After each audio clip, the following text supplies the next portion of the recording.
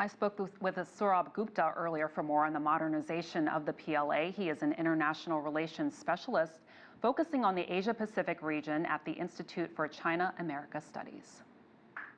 Fundamental structural transformation which was conducted by President Xi as head of the Chinese military in 2015. It was considered, and it is, the most significant transformation, structural transformation since the founding of the People's Republic. So you can imagine how deep-rooted that was. Also, there was the issue of corruption within the ranks. That's not an easy issue to strip out.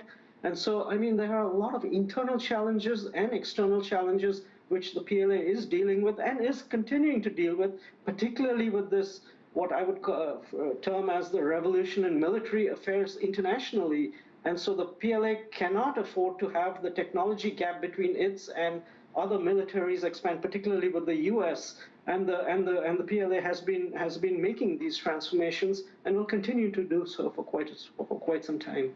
One thing we've seen, particularly this year, is the PLA bolstering its equipment. A first guided missile destroyer, a new amphibious assault ship. Those are just some of the examples. What's the strategy behind this, and how has the international community reacted to that?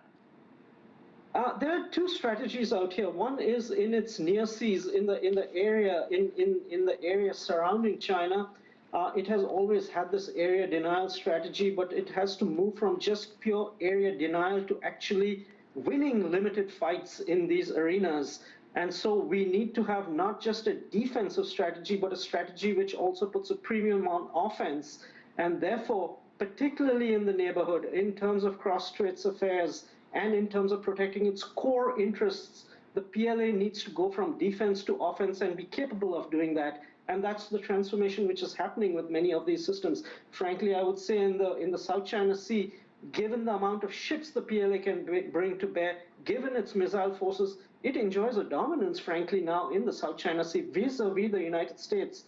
But as we look further out in the far seas, in terms of its logistical operations in the Gulf of Aden, these are still far away, and these are areas where the PLA still needs to develop capabilities, deepen capabilities, so that it is not placed in jeopardy if things like an oil blockade, et cetera, is placed.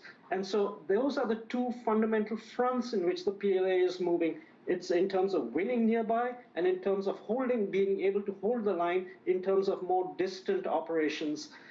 As far as to how the international community is viewing this, there is a bunch of apprehension in the international community simply because China is so big, can be so dominant, and there's always fears where these capabilities might be put to use.